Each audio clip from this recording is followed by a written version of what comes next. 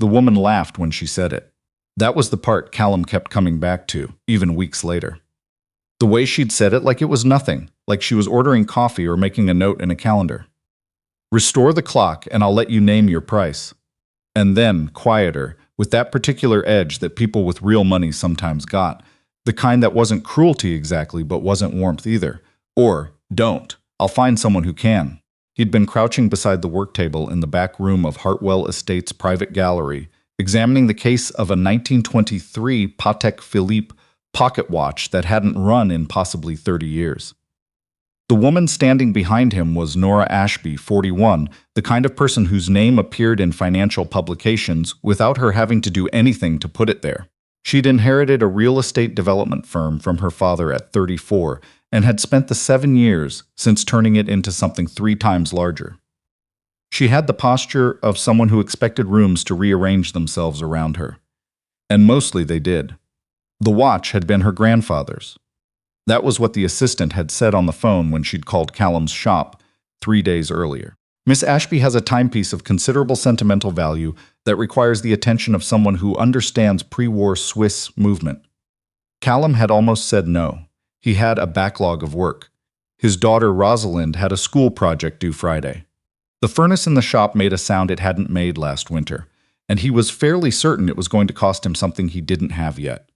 He said yes anyway. He always said yes to watches that were described with that particular weight in someone's voice. Not the weight of money. The other kind. Don't, she'd said. I'll find someone who can.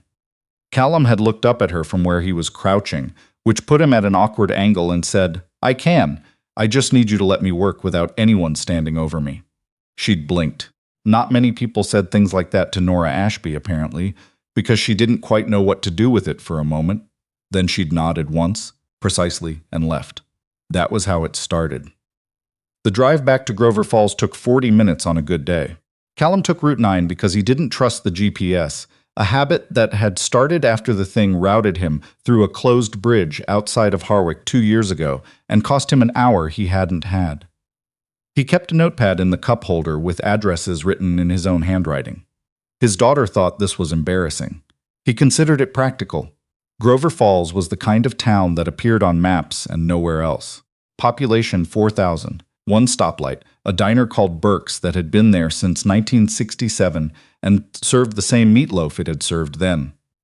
Callum's shop occupied the ground floor of a 2-story building on Elm that he'd bought after Margot died, when Sophie's nursery school was across the street and he needed to be able to see the front door from his workbench. Sophie was 9 now. The nursery school had become a dental office. He still looked up sometimes when a door opened across the street, a reflex he hadn't been able to stop. He parked in the back and carried the watch in its felt-lined case inside, setting it on the clean section of his main bench under the good lamp. He didn't open the case again that night. He needed to start fresh, rested, with the right light and the right tools and the particular stillness of mind that old movements required. Instead, he went upstairs and made dinner. Sophie was at the kitchen table doing homework, or she was supposed to be. She was actually reading a library book about marine biology that was significantly more interesting than long division, which was fair, Callum thought, but he didn't say so. How was school? He said. Mrs. Gaines says I have to redo the timeline, Sophie said, not looking up. She says I put too many things on it and it became confusing. Did you? I put everything on it. It was accurate. Accuracy and clarity aren't always the same thing. She looked up then with the expression of someone who had considered this argument and found it wanting they should be. He didn't have a response to that because honestly she had a point. He put a pot of water on. Sophie was 9.5 and had her mother's eyes and his habit of absolute silence when she was thinking hard about something. She'd been born 2 weeks early, which Margot had said afterward was entirely in character because she'd always been impatient to get somewhere. She hadn't cried when she came out, just looked around the delivery room with focused attention, like she was taking inventory. Callum had thought about that moment a lot in the 3 years since Margot died. The idea that Sophie had arrived already paying attention. Already herself. He made pasta. Sophie set the table without being asked, which she'd been doing for 6 months, ever since she'd decided she was old enough to have responsibilities and had presented this position to Callum formally, sitting across from him at breakfast with a list. He'd said yes to all of them. After dinner, she showed him the timeline spread across the table. It was, in fact, extremely full. It was also, in fact, accurate. Maybe, he said carefully, 2 timelines, one for events, one for people. She looked at it. That's actually smart. Occasionally. She pulled the paper closer and started making small marks with her pencil. He cleared the plates and didn't say anything about the fact that it was 20 minutes past when she usually started getting ready for bed, because she was working, and some things were worth the extra 20 minutes. He opened the watch the next morning. It took him 3 hours to do it properly, the way it deserved to be done. Documenting first, always. Photographs from every angle before a single component was disturbed. Then the case, then the movement, laid out on white felt with the methodical patience of someone who understood that the story of what had happened to a machine was just as important as what was happening to it now. The movement was extraordinary. A Patek Philippe caliber from the early 20s, hand-finished in the Swiss tradition, engraved with a maker's mark that Callum didn't recognize immediately. He photographed it and made a note, probably a private commission, which would account for the non-standard engraving. The mainspring had failed, which was expected in a piece this age. The click spring was damaged. A wheel had a chip in one tooth, almost invisible without magnification. None of that was what stopped him. What stopped him was the caseback. He'd opened it expecting the standard interior surface, possibly a personal engraving, a date or initials. What he found instead was a piece of paper, no larger than a business card, folded to fit the curve of the case, pressed between the movement and the outer shell with the precision of someone who had put it there deliberately. He held it for a while without opening it. He was a watchmaker, not an investigator. He had no particular authority over the contents of other people's property. He set it on the white felt beside the movement and photographed it first, the way he photographed everything, and then he looked at it again. On the outside, in handwriting so small it was almost not visible, were 4 words. For whoever opens this. Callum sat on his stool for a long time. Then he unfolded it carefully. He didn't call Nora Ashby right away. He needed to think, and thinking. For Callum required time and a particular kind of silence that didn't usually exist when you had a 9-year-old in the building. He picked Sophie up from school at 3:15, the way he always did, and she came out the front doors with her backpack swinging and her hair half out of the braid he'd put in that morning. She got in the truck and immediately said, "The timeline is better. Now." "Good. I also think Mrs. Gaines doesn't understand chronology." "That seems unlikely, given that she teaches history. Then she understands chronology, but assigns timelines that fight against their own structure." Sophie buckled her seatbelt. "Which might be worse." Callum pulled out of the school lot and thought about the piece of paper now in his shirt pocket and the things written on it and what they meant. Sophie said, "You have something on your mind. How do you know? You forgot to ask about lunch." He always asked about lunch. He'd been doing it since she was 4, partly to know what she'd eaten and partly because she had opinions about sandwiches that were more entertaining than most adult conversations he had. "How was lunch?" he said. "I already ate it. You're too late." She looked out the window. "What are you thinking about?" "Work." "The Ashby watch?" He'd mentioned it at dinner the night before, not the details, just that he had an unusual piece in the shop. "Yeah," he said. "Is it interesting?" "Very." She seemed satisfied with that. She looked back out the window at the passing fields and the November trees, stripped bare now, the sky behind them the particular gray that settled over western Massachusetts in late fall, and stayed until April. That night after she was asleep, he sat at the kitchen table with the piece of paper in front of him and read it a 3rd time. It had been written by a man named Edmund Ashby. Not a name Callum recognized immediately. But the contents of the note referenced things that made the name's absence from Callum's knowledge feel like a gap he needed to fill. The note described, in the compressed, careful prose of someone who'd had limited space and unlimited urgency, a financial arrangement connected to a property development deal in 1987.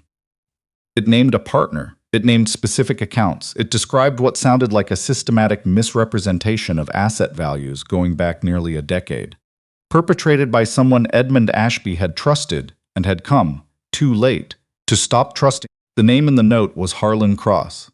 Callum searched the name that night on his laptop, sitting at the kitchen table with the particular quiet of a house where the only other person was asleep and the world outside had gone still. Harlan Cross, 73. Senior partner at a Connecticut-based investment advisory firm. Served on the board of 3 nonprofits. Photographed at charity galas in what appeared to be an extremely good suit. His firm managed, according to the most recent public filing, approximately $400 million in assets. He also appeared in a photograph from 2018 at a ribbon-cutting ceremony for a residential development outside Hartford. Standing beside him, shaking his hand, was Nora Ashby. Callum closed the laptop and looked at the ceiling for a while. He called Nora Ashby the next morning. Not from the shop phone, from his cell, which felt more private, though he couldn't have explained why. Her assistant answered first. Callum said his name and that it was about the watch and that it was important. There was a hold that lasted longer than he expected. Then Nora's voice, without preamble. "What did you find?" It wasn't a question. It had the cadence of someone who had been waiting for a phone call like this without knowing that was what they were doing. "I'd rather tell you in person," Callum said. "Somewhere that isn't your office. Silence."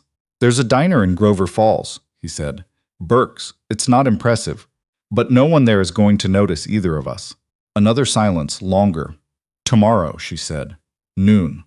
She arrived 4 minutes early, which told him something. She came alone, which told him more. She was in a dark coat and no jewelry, except the kind that was so understated it cost more than the kind you noticed. And she looked around Burke's with the focused assessment of someone who didn't come to places like this often, but was trying not to make that obvious. He was already there. He'd gotten the corner booth. He slid the watch across the table when she sat down. Then the photograph he'd taken of the caseback before he'd opened it. Then the piece of paper in a small clear sleeve he'd used to handle it without adding fingerprints. She read it without speaking. He watched her face. She was good at her face, the kind of good that came from years of boardrooms and negotiations, but there were things that got through anyway. A tightening around the eyes at one point. A stillness just for a moment that was different from composure. The controlled adjustment of someone who has just learned that the ground beneath them is not exactly where they thought it was. When she looked up, her voice was careful. "My grandfather wrote this." The handwriting matched the estate records on file with the county, Callum said. He'd checked the way he'd checked everything, because it wasn't his job to bring someone evidence he wasn't certain of. "I can't authenticate it officially, but I believe it's genuine. Edmund Ashby died in 1991. She said it the way people sometimes said facts they'd known for a long time, flatly, without feeling, because the feeling had been used up years ago. I was 3. I know." She looked at the note again. "Harlan Cross has been a board member of our firm for 11 years. Callum didn't say anything to that. He didn't need to. "He was my father's mentor," she said, "before my father died. He's the one who helped me through the first 2 years after I inherited the firm." She stopped. "He's the one I called when I didn't know what I was doing." Callum said, "Who handles your firm's legal work?" "We have an in-house team."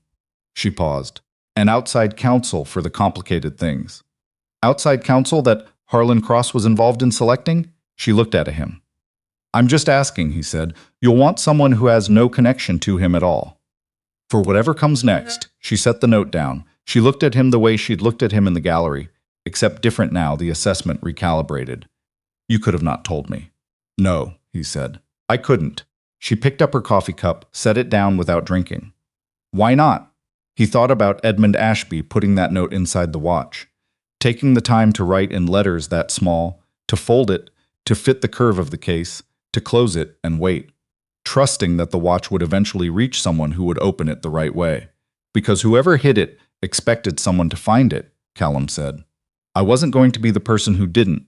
Her attorney was a woman named Catherine Forsyth, 70 years old, silver-haired, with an office in Springfield that looked like a place where consequential things were decided and had been for a long time.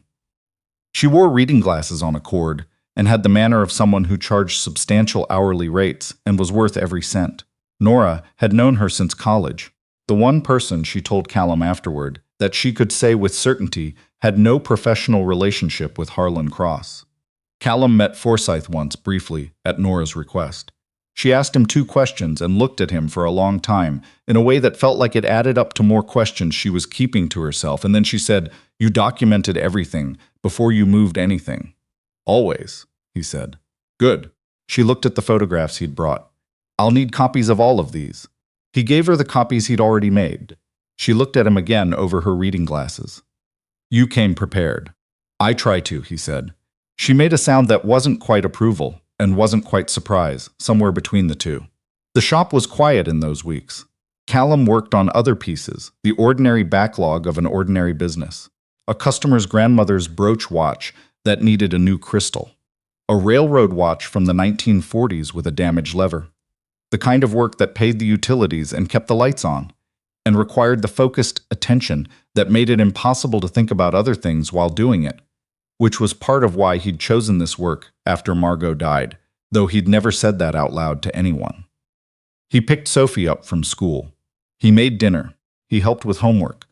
She lost a tooth, the second one that month, and spent 2 days pronouncing words with the gap in a way she found entertaining, and he did not acknowledge finding entertaining because she would make it worse. He didn't hear from Nora Ashby. He hadn't expected to. She had an attorney. She had accountants who would be called in. She had a problem that required professional expertise he didn't have, and the most useful thing he could do was let the people with that expertise handle it. He told himself this several times, the way you tell yourself things you believe but are checking on. Then on a Tuesday evening, he got a text from an unfamiliar number. Forsyth says the financial records go back 19 years. It's larger than the note suggested. "Are you okay?" He stared at the message for a moment. "I'm fine," he typed. "Are you?" The reply came after a minute. "I genuinely don't know yet." He understood that answer completely. The morning Harlan Cross showed up at Callum's shop, Rosalind was in school, and the garage was empty except for a 1962 Jaguar E-Type that belonged to a retired professor in Northfield and needed its fuel delivery system rebuilt. Which was interesting work that Callum had been looking forward to. He heard a car in the lot, looked out, and recognized the vehicle from photographs. Dark sedan, recent model. Expensive without being obvious about it. Cross walked in the way people walked into rooms they intended to control. Hands visible, posture relaxed, the practiced ease of a man who had maintained composure through 73 years of situations that required it. He looked around the shop with the manner of someone conducting an assessment. "Mr. Hale," he said. He smiled. "Nice place." Callum set down the tool he'd been holding. "I wanted to talk," Cross said. "Man to man, before things become unnecessarily complicated." He moved slightly, not toward Callum, just a shift that changed the room in a way that was probably calculated. "What you found inside that watch is part of a situation that's more nuanced than it appears." Edmund Ashby was a man who had certain misunderstandings about the nature of the partnership he was involved in. His note reflects his perspective, which was limited. "You need to leave," Callum said. Cross kept smiling. "You have a daughter." 9 years old, I believe. Attends Grover Falls Elementary. The room changed. Callum stood very still. He felt something settle in his chest, the particular stillness of a decision that had already been made. "I'm going to say this once," he said. His voice was level. "You're going to leave this shop. You're not going to come back. You're not going to say my daughter's name again." He held Cross's gaze. "And I'm going to call the attorney the moment you walk out that door." Cross's smile thinned. "I'd think carefully about." "I have," Callum said. "Leave." The room was completely quiet for a long moment. The Jaguar ticked as the engine cooled. Outside, traffic moved on Elm. Then Harlan Cross adjusted the collar of his coat and walked out. Callum stood in the middle of the shop floor for a moment, breathing. Then he picked up his phone and called Catherine Forsyth. "He came to the shop," he said when she answered. "He mentioned my daughter, her school." Forsyth's voice went very precise. "Did he threaten her directly or by implication?" "By implication, clearly. Stay where you are. I'm making 2 calls." She hung up.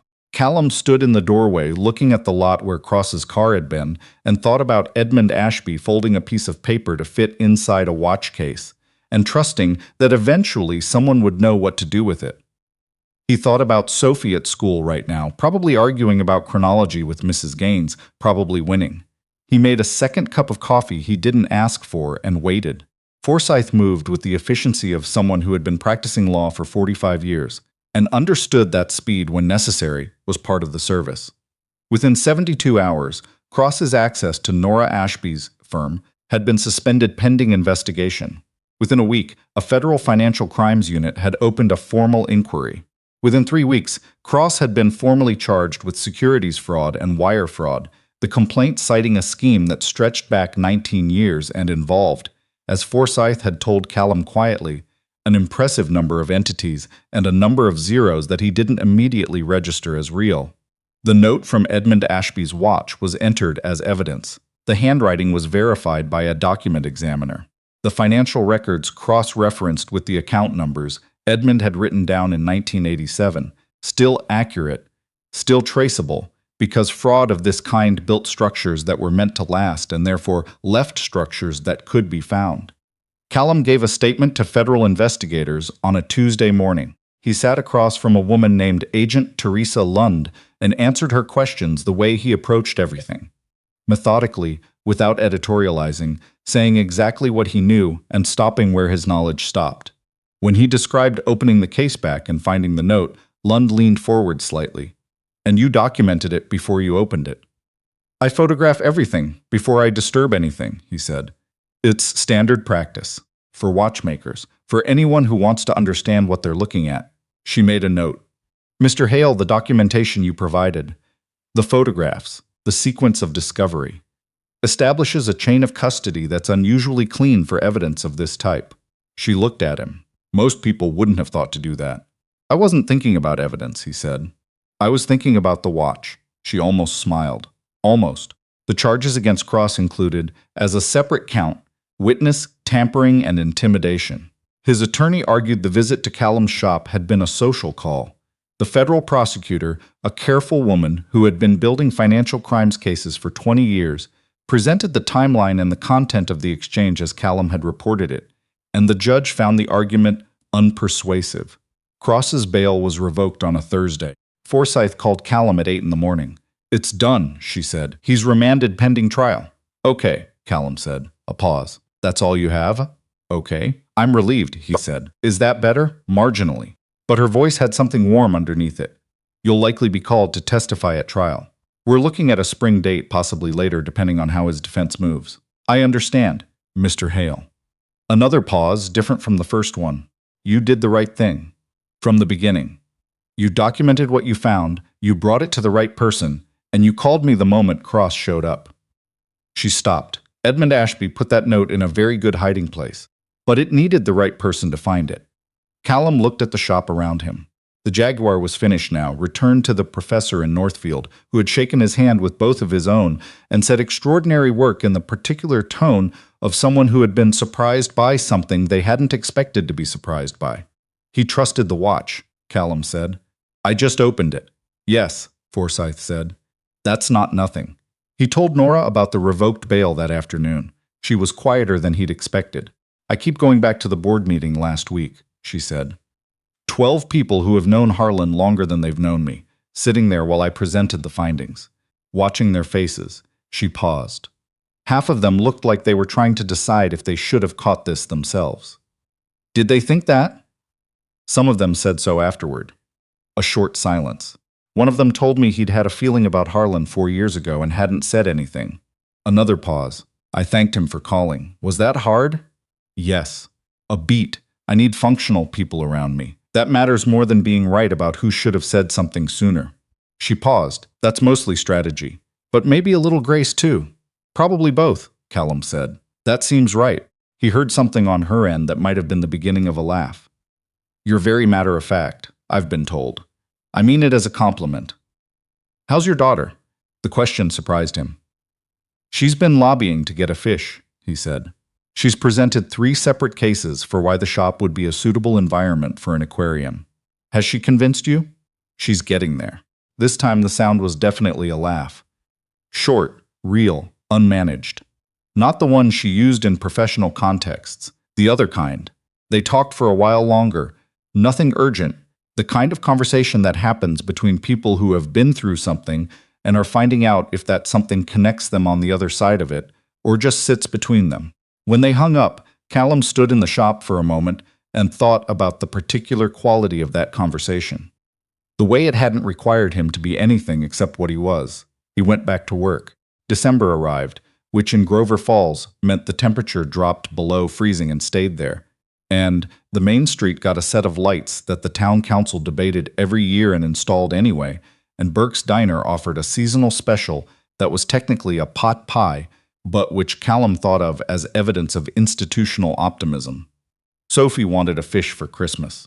She had researched this thoroughly and presented her final case at breakfast one Saturday with a folder that included a printed list of low-maintenance species, a diagram of where the tank would go in the shop without disrupting workflow, and a projected weekly maintenance schedule. "This is very organized," Callum said. "I know." She put the folder on the table. "I need you to know I've thought about it. You clearly have. So?" He looked at the folder, at the diagram, which was actually accurate to the shop floor plan, at the maintenance schedule, which was realistic in a way that suggested she'd looked up how long things actually took rather than guessing. "Yeah," he said. "All right." She didn't celebrate the way he expected. She just said okay in the quiet tone of someone who had known she was going to win and had been patient about it. Then she put the folder away and ate her cereal. Nora came by the shop the week before Christmas. She didn't call ahead. She just appeared one afternoon in a dark green coat with 2 coffees from the place 2 blocks over, which meant she'd done some reconnaissance, because Callum had never mentioned where he got his coffee. She handed him one and looked around the shop. "I've never been to a place that repairs watches and cars in the same building," she said. "Not many of us left," he said. She turned slowly, taking in the benches, the tools, the framed schematic on the wall that Sophie had drawn a small cat in the corner of when she was 6. Callum had never taken it down because the cat was in the corner and didn't interfere with anything. "It suits you," she said. She had the quality, he'd noticed, of meaning what she said. Not performing observation, actually making it. He found he'd started paying attention to when that happened. "How are you?" he said. "Better." She said it like it was true, not like it was what she was supposed to say. "The board is stabilizing. I've been more transparent with them than I needed to be legally. But they needed to see that I wasn't going to manage this from behind a statement. Did it work? Some of them are still deciding how they feel about me." She looked at her coffee cup. "I'm doing the same about some of them." "Fair."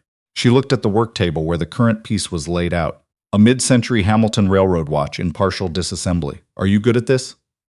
"Yes," he said, without the deflection he might have used with someone else. She looked at him. "Why watches?" It was a question he hadn't been asked in a while. He thought about how to answer it honestly. "I was a mechanical engineer," he said. "Automotive design, 15 years. After my wife died, I needed something I could do without leaving my daughter, and I needed something that required complete attention." He paused. "A watch is the same mechanical principles as an engine. Smaller. More patient." Another pause. "I could do it here, and here was where I needed to be." She was quiet for a moment. "I'm sorry about your wife." "Thank you. How long ago?" 3 years. She nodded once. Not with the overperformed sympathy that people sometimes gave, just with recognition. "My father died 4 years ago," she said. "It's different, losing a parent versus a partner. But some of it is the same.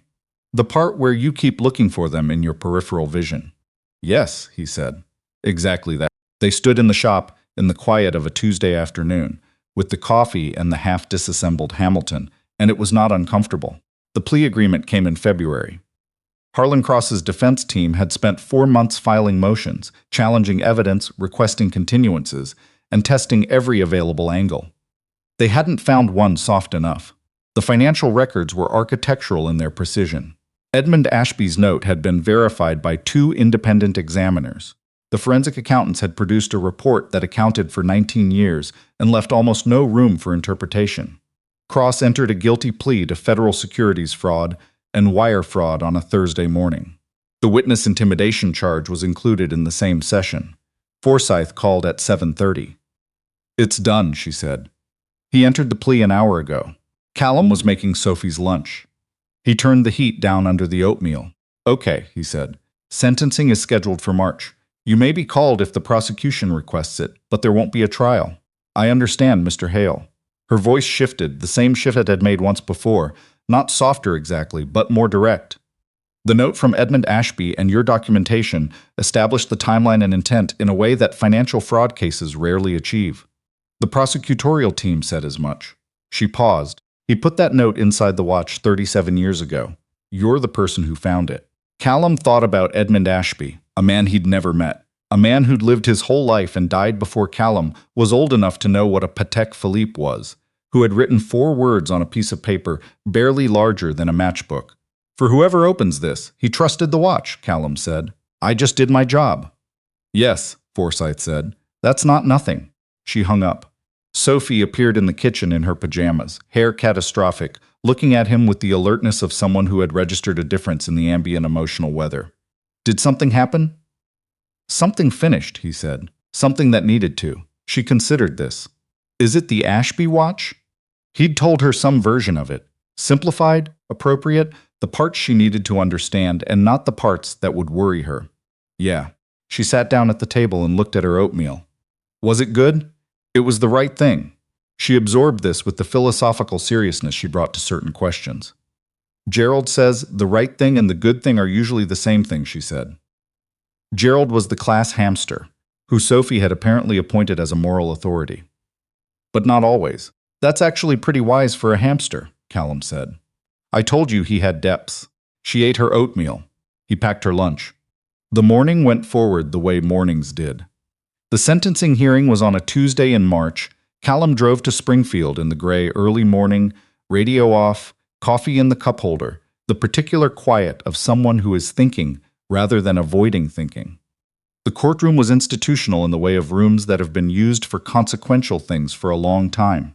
Callum sat in the gallery and watched a federal judge in her 60s move through the proceeding with the efficiency of someone who had stopped being interested in performance decades ago and was here for facts and decisions. Nora was there, seated several rows ahead with Forsyth beside her. She turned once before it started and saw him. A brief moment of something passing across her face. Then she nodded, and he nodded, and that was sufficient. Cross came in looking like a man who had spent 5 months being carefully diminished. He still wore the good suit. He still held himself with the practiced ease of someone for whom composure was a long-standing habit. But something had gone out of it. The engine behind it, Callum thought, had stopped. The judge addressed the witness intimidation charge directly before the final determination. "Mr. Cross," she said, "you were on bail, facing significant federal charges. You drove to the home of a fact witness, a man with a 9-year-old daughter, and you made statements that any reasonable person would understand as a threat directed at that child." She paused. "I'd like you to tell me what you believed that would accomplish." Cross's attorney began to speak. The judge held up one hand. "Your client," she said. A long silence. "I was frightened," Cross said. His voice was quieter than Callum remembered it. Stripped of its professional finish, "I made a poor decision." "You did," the judge said. "The sentence was 17 years. Callum sat in the gallery and let the number settle. Not satisfaction exactly, and not simple relief. Something closer to the feeling at the end of a job done right, when the last component was seated properly and the movement ran the way it was supposed to. The recognition that something had been completed. That something which had been waiting to be finished for 37 years had finally been finished. He thought about Edmund Ashby, a man who had seen something wrong and had no good way to address it, and had done what he could with what he had, who had died in 1991 without knowing if it had mattered. It had mattered. Outside on the courthouse steps, Nora found him 2 minutes after the gallery cleared. She came out with Forsyth, said something brief to her, and walked over to where Callum was standing. She didn't say anything for a moment. 17 years, she said finally. "Yeah. Forsyth says 12 to 13 with good behavior." She said it without particular feeling. "Is that?" She stopped. "Is it enough?" He thought about it honestly, the way he tried to think about things. "I don't know what enough would look like," he said. "I know it's proportionate. I know it's real." He paused. "Your grandfather put that note in a very patient hiding place. It took 37 years. But it worked." She was quiet beside him. Not touching. They were on courthouse steps in March, with the rest of the world moving around them. Just close enough that the proximity itself communicated something. "I'd like to know more about him," she said. "My grandfather. When I inherited the firm, I got the records, the business history. But not who he was." She looked at Callum. "You opened his watch. You read his handwriting. That's closer than I've ever been." "I can tell you what I know," Callum said, "which isn't much. But I can tell you what his handwriting looked like when he was choosing words carefully. That counts for something." She looked at him with the directness he'd come to recognize as just how she was, when she wasn't in the managed professional register. It does, she said. Would you want to have dinner? And tell me. He thought about it for a moment, not performing deliberation, actually thinking. Yeah, he said. I'd like that. The dinner was at a small place in Northampton, an Italian restaurant on a side street that was good without making a show of it. She was already there when he arrived, coat on the back of the chair, reading something on her phone that she put away before he sat down. Hi, she said. Hi. They ordered without performing the menu at each other, which was the first comfortable thing. She asked about Edmund first, about what his handwriting looked like, about the quality of the paper, the care of the fold, what it said about the person who'd written it. Callum told her what he knew, not much. He'd known the man's watch for 3 weeks, not the man. But there was something in the specifics, the tightness of the script, the compression, the way someone writes when they're choosing every word under constraint. He was careful, Callum said. He didn't waste space. Every word is there because it needed to be. Like an engineer, she said. Yeah, like someone who respected precision. She turned her wine glass in her hands. My father was like that. He said things once. You were supposed to hear them. You do the same thing. She looked at him. Do I? You said the right thing and you meant it. Both times in the gallery and on the steps. He paused. A lot of people use words to fill the air. You don't. She was quiet for a moment. You notice things, she said. It's what I do. He meant the watchmaking. She understood he meant something larger. They ate. They talked about other things. About what it meant to run a company through a crisis in public. About the specific exhaustion of having to be coherent about something that was also painful. About the board member who'd admitted to his 4-year-old feeling and hadn't said anything. Was it hard, not being angry at him? Yes, she said honestly. But I need functional people, and calling him took something. A pause. He didn't have to tell me. No, Callum said. He didn't. She smiled at that. Not the managed one. The actual one. When they left, she said, Your daughter. What's she like? He thought about Sophie at the kitchen table with her too-full timeline. Sophie presenting the fish case with a folder. Sophie in the truck saying, You have something on your mind before he'd said a word. She's 9, and she already knows when I'm not being honest with myself, he said. Which is inconvenient, and also exactly what I'd want in a person. Nora laughed. He got home at 10:15 to find Sophie asleep on the couch with a library book on her chest, because that was where books went to die in their house. He turned off the lamp. He stood for a moment in the quiet of the apartment. His phone showed a message from Nora sent 20 minutes ago. I had a really good time. Thank you for telling me about the watch. And about Edmund. He typed back, Me too. First time I've talked about that kind of work in a while. It was good. He put the phone down and stood in the kitchen in the late-night quiet and did not overthink it. He picked Sophie's library book up off the couch and put it on the table, opened to the page she'd reached, and went to bed and slept better than he had in weeks. March turned into April. The shop stayed busy. A customer brought in a 1940s lawn jeans that needed a complete service. A man from Deerfield arrived with a pocket watch he said had belonged to his great-great-grandmother and couldn't bring himself to send to a stranger. Callum understood that completely and took the job. Sophie got her fish. 2 of them, because she'd argued convincingly that fish were social animals and a single fish was ethically questionable, and Callum had not had a good counter to that. They lived in a small tank on the shelf beside the register and were named by Sophie, Edmund, and Gerald. He didn't tell Nora about the names right away. When he did, over the phone one evening in late April, she was quiet for a moment, and then she said, That's, and stopped. That's really something. She names things after people she respects, he said. I know I've never met her. No, he said. But she's heard me talk about this. She pays attention. Another pause. Warm. I'd like to meet her, Nora said, when it feels right. Not, she stopped, started again. I don't want to make it into something it isn't yet, but I'd like to someday. I know, he said. I think that'll happen. She accepted that without pushing it, which was one of the things he'd come to notice about her. She didn't push things toward conclusions they hadn't reached yet. She let them arrive at the speed they were going. Sophie met her on a Saturday afternoon in May when Nora stopped by the shop, and Sophie happened to be there, ostensibly helping, which meant she was sitting on the rolling stool, telling Callum about the documentary she'd watched about cephalopods while he worked on a movement. Nora knocked on the open door. Sophie swiveled on the stool and looked at her with complete directness. Are you the Ashby watch lady? She said. Nora glanced at Callum. Is that what I am? Apparently, he said. Then yes, Nora told Sophie. I'm the Ashby watch lady. Sophie assessed her with the focused seriousness of a child conducting an important evaluation. My dad fixed your watch. He did. He did it really well. I know. Not pride, a statement of fact. Do you want to see Edmund and Gerald? She gave Nora a complete tour of the fish tank, which took approximately 7 minutes and covered their feeding schedule, their apparent personalities, and Sophie's theory that Edmund was more introverted than Gerald, based on observed behavior.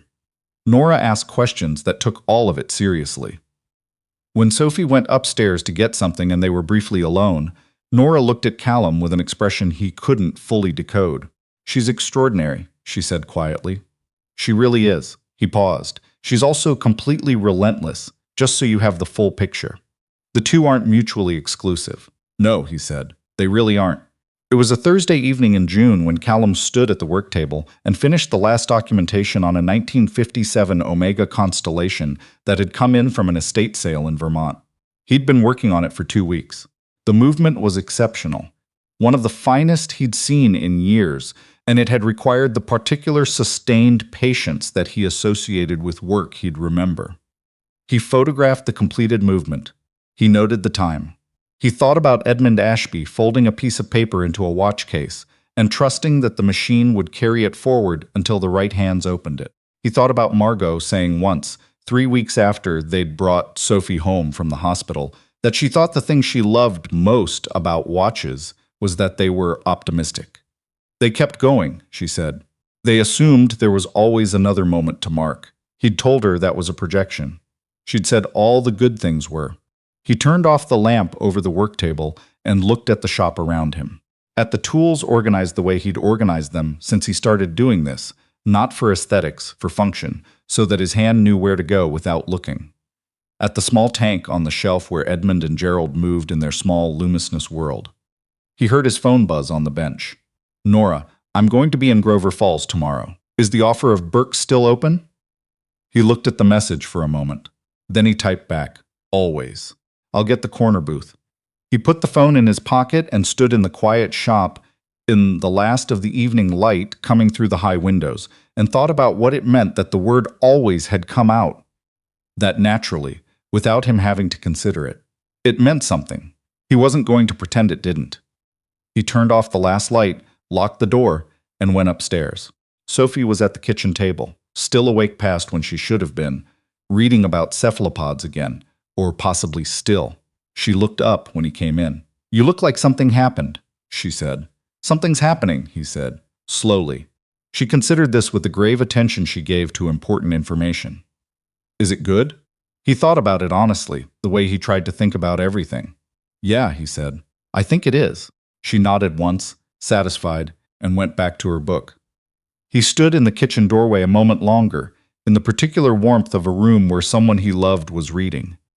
And the fish moved in their tank by the window. And the street outside was quiet, and tomorrow was already becoming itself, unhurried, the way things became themselves when you stopped trying to make them something other than what they were.